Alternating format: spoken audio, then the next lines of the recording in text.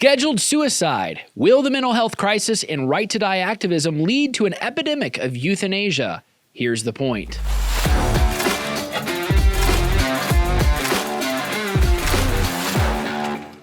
An article from the Free Press titled, "I'm 28 and I'm scheduled to die in May," is making waves all the way from the Netherlands because it highlights a growing trend in the culture of death.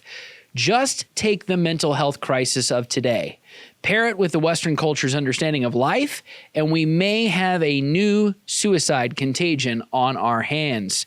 Zoraya Beek is a 28-year-old and from the Netherlands. She is physically healthy, but she has decided to be euthanized in May and to be cremated. But why? She claims that she once had ambitions of being a career psychiatrist, but did not finish school. She suffers from depression, autism, and a personality disorder, but she has still managed to be in a relationship with her boyfriend, who is a 40-year-old IT programmer who she claims to also love. Despite all this, Beek believes that her mental health case is hopeless after seeking treatment from a psychiatrist who claimed there's nothing more we can do, it's never going to get any better. Beek has decided to end her life. A tattoo on Beek's arm bears the symbol of a tree of life, but it is in reverse. It is a tree that is dying. Beek says that tree is her. She says, "I'm a little afraid of dying because it's the ultimate unknown. We don't really know what's next. Or is there nothing? That's the scary part."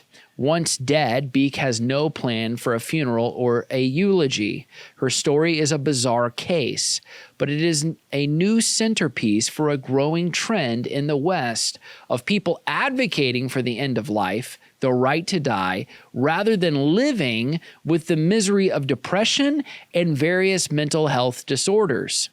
In 2001, the Netherlands became the first country to make euthanasia legal. In 2022, Dutch officials recorded 8,720 cases of euthanasia, a 13.7% increase from 2021, where there were 7,666 cases.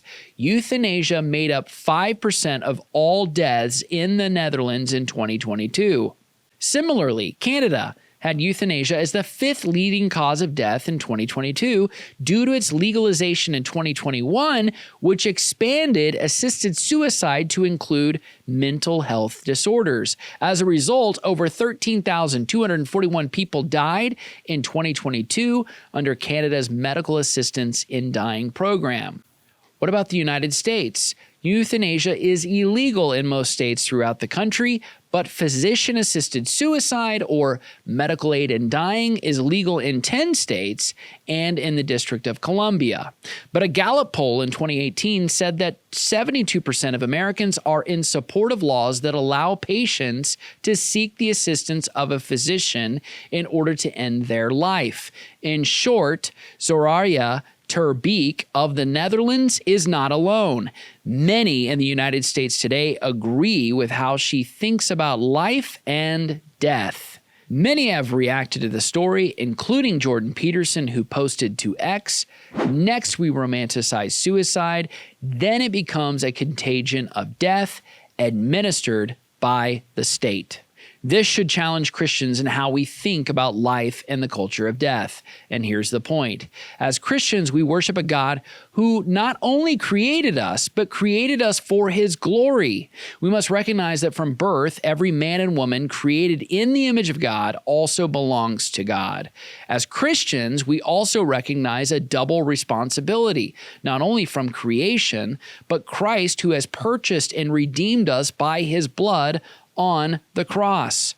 We have been bought and paid for with a price. We must honor and glorify God with our body. In the book of Job, he came under great distress and panic to suddenly learn that he had lost almost everything: his children, his servants, his herds and flocks. His wife said, "Do you still hold fast to your integrity? Curse God and die." Job did not succumb to the culture of death that day. He continued to believe in God even when others found his case miserable and unbelievable. Today, Christians must contend for life, even in the shadow of death, even in the shadow of depression and our culture's current mental health crisis. We must also recognize that any nation or culture that will end life for the young and the old, the sick and the sad, can end life for anyone, willing or unwilling. We are quickly approaching the precipice of a society of death that may very well determine not only the quality of your life, but how many days you get to live it. No one has the right to take that life away from anyone else. But more to the point, no one has the right to take away that life from themselves. We were created by God for His glory. Therefore, we must honor God and glorify Him with our lives and our bodies.